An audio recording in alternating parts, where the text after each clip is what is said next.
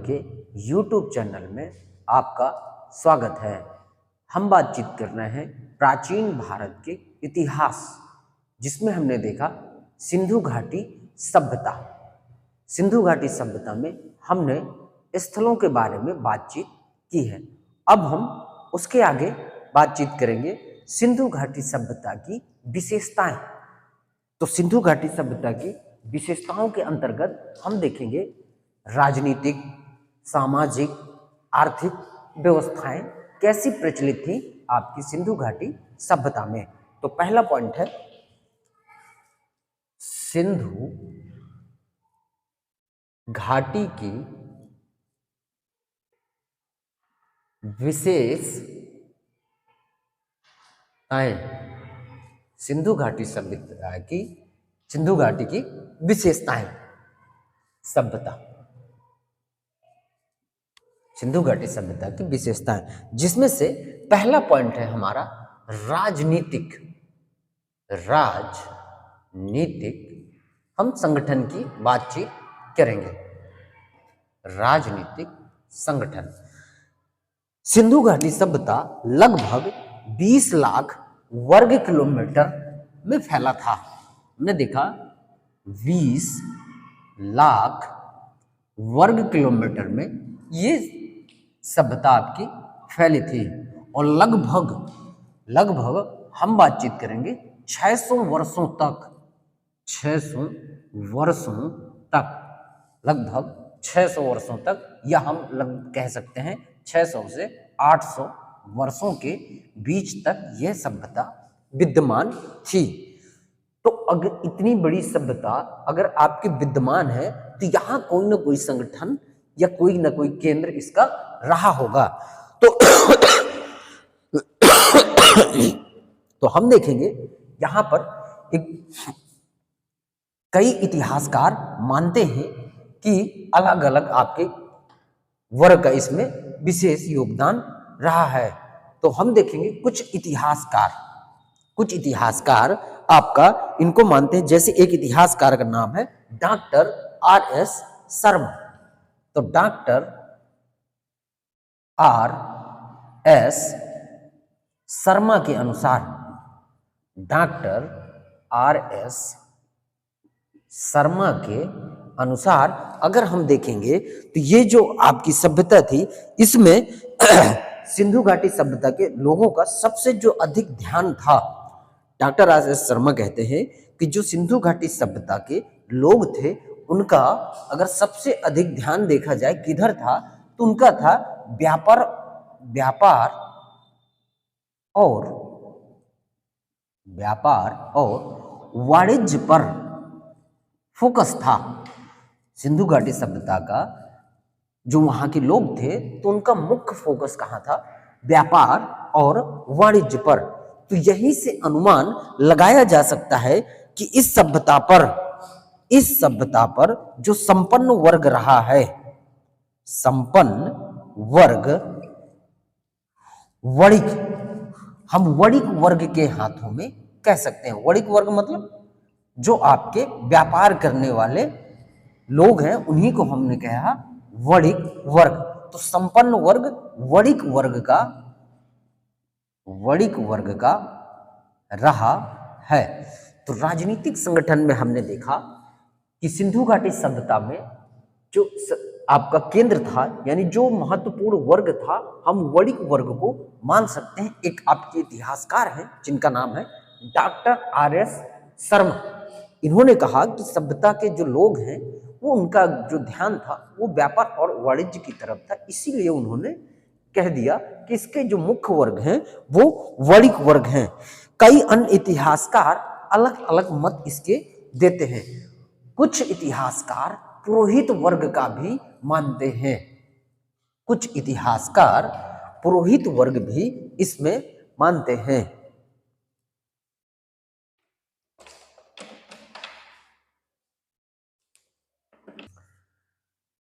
आगे हम देखेंगे सिंधु घाटी सभ्यता की विशेषताओं में। अब हम बातचीत करेंगे सामाजिक जीवन के बारे में देखेंगे। तो सिंधु घाटी सभ्यता का जो सामाजिक जीवन है वो 3 वर्गों में विभाजित था।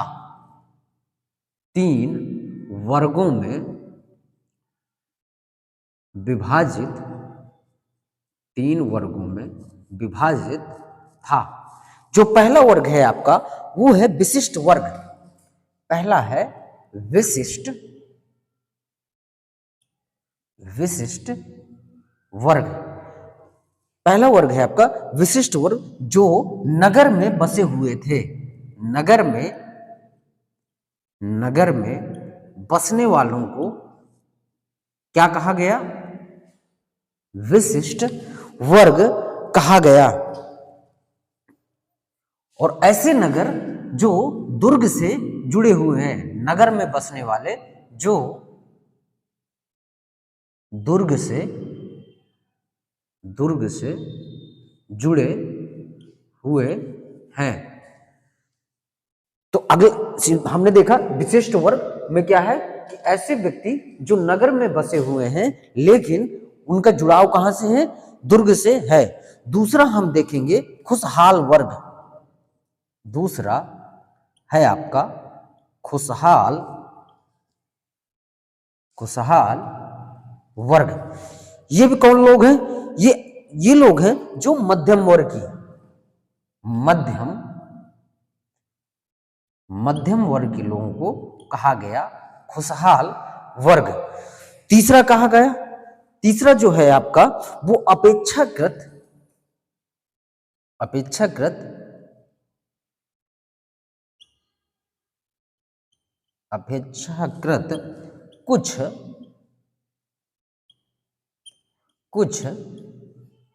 कुछ कमजोर वर्ग।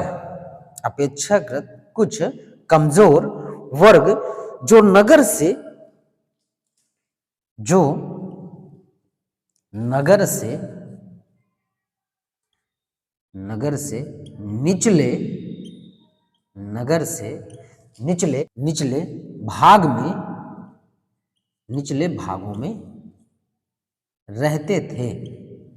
निचले भागों में रहते थे। तो सिंधु घाटी के सामाजिक जीवन में हमने देखा कि इनको 3 वर्गों में विभाजित किया गया है। पहला है आपका विशिष्ट वर्ग जो नगर में बसे हुए थे और दुर्ग से जुड़े हुए थे। दूसरा है खुशहाल वर्ग जो मध्यम वर्गीय है। तीसरा है अपेक्षाकृत कुछ कमजोर वर्ग जो नगर के बाहर निचले भाग में रहते थे। आगे हम बातचीत करेंगे। अगला है आपका, हम देखेंगे स्त्रियों की दशा। सिंधु घाटी सभ्यता में स्त्रियों की दशा कैसी थी? तो हम देखते हैं कि सिंधु घाटी सभ्यता में सबसे अधिक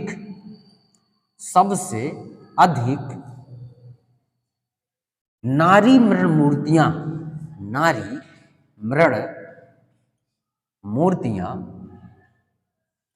मिलने के कारण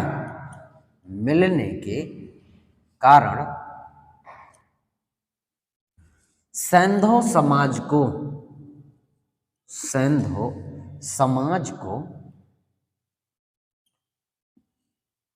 मात्र सत्तात्मक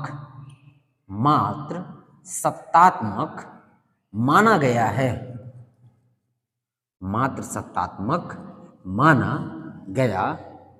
है। हमने देखा स्त्रियों की दशा में कि सबसे अधिक हमें नारी मृण मूर्तियां मिलने के कारण सैंधव समाज को मात्र सत्तात्मक माना गया है। इसका मतलब यह है कि यहाँ का मुखिया यानी सिंधु घाटी सभ्यता का हमें जो दिख रहा है कि मुखिया है वो कौन है? मात्र सत्तात्मक यानी माता, एक महिला का हमें समाज यहाँ मुखिया के रूप में देखने को मिलता है। परंतु लोथल में हमें क्या देखने को मिलता है? लोथल में हमें 3 युगल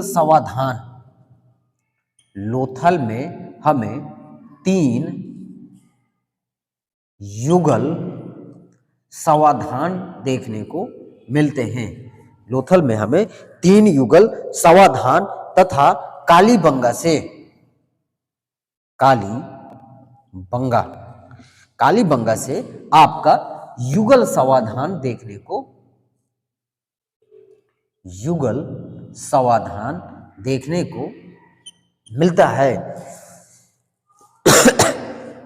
हमने देखा कि हमें लोथल में 3 युगल समाधान, कालीबंगा से हमें युगल समाधान देखने मिलने के कारण हमें ये मानते हैं कि इस समाज में सती प्रथा भी विद्यमान थी।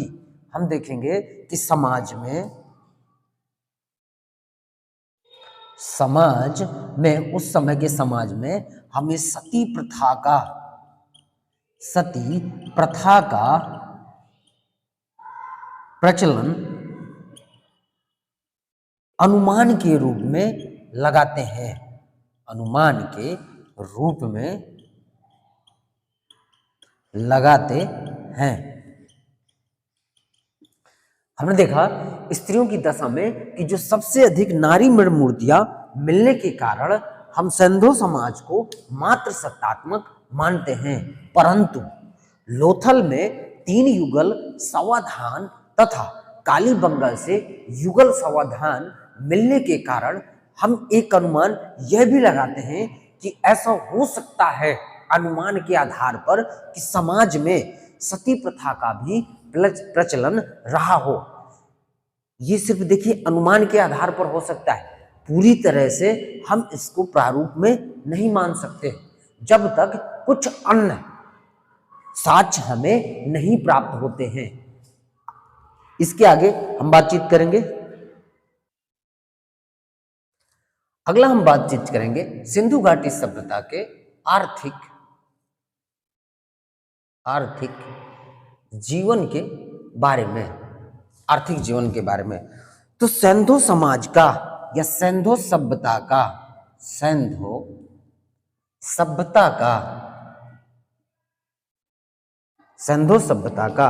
जो आर्थिक जीवन था, सेंधो सभ्यता का आर्थिक जीवन विकसित अवस्था में था। हम देखेंगे कि जो सेंधो सभ्यता था उनके आर्थिक जीवन में क्या मुख्य रूप से था। तो हम देखेंगे कृषि तथा व्यापार व पशुपालन, कृषि तथा व्यापार एवं पशुपालन ये मुख्य रूप से उस समय आपके अवस्था में थे। और देखेंगे आगे हम देखेंगे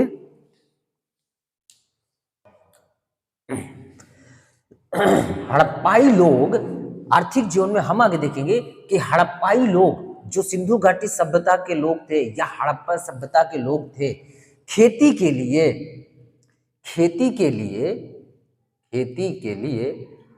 लकड़ी के हल का प्रयोग करते थे, लकड़ी के हलों का प्रयोग करते थे तथा फसल काटने के लिए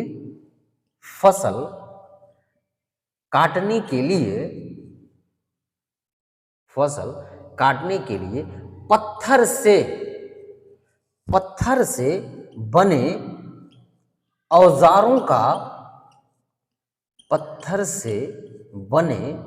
औजारों का प्रयोग करते थे।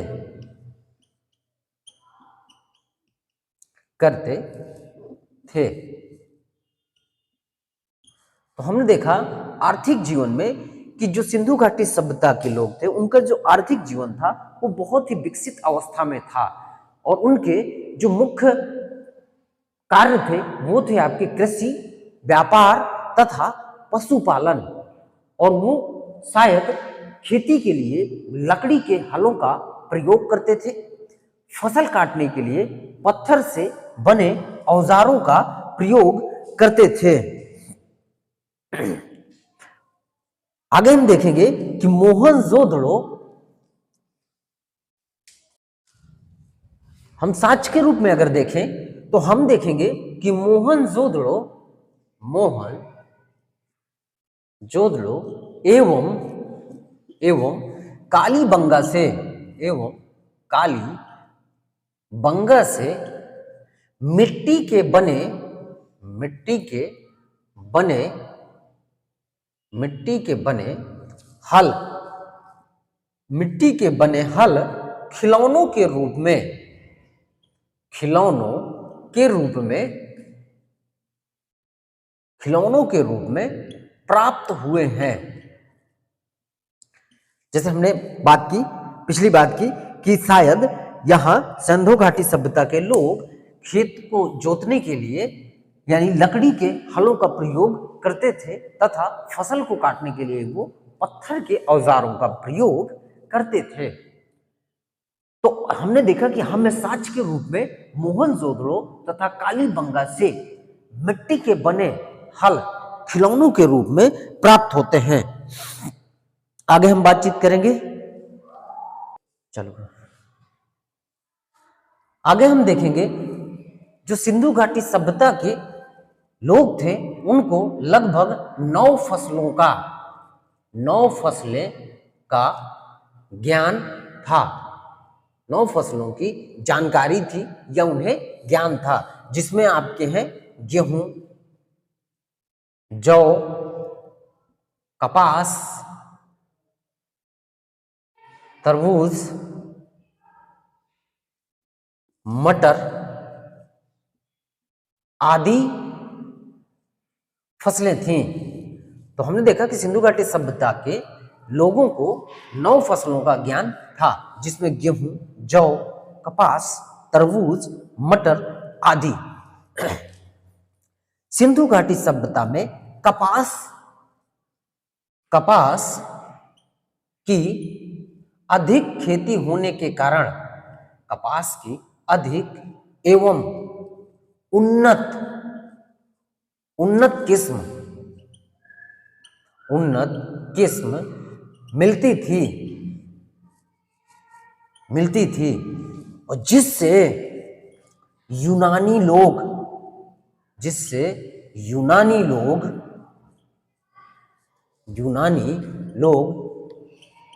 इसी कपास की खेती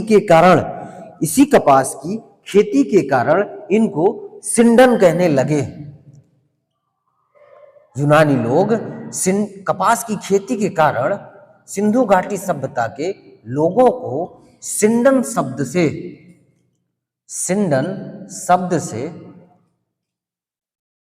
जिसे यूनानी लोग सिंडन शब्द से कहने लगे। यह जो सिंडन शब्द है सिंधु शब्द से ही आपका निकला हुआ है।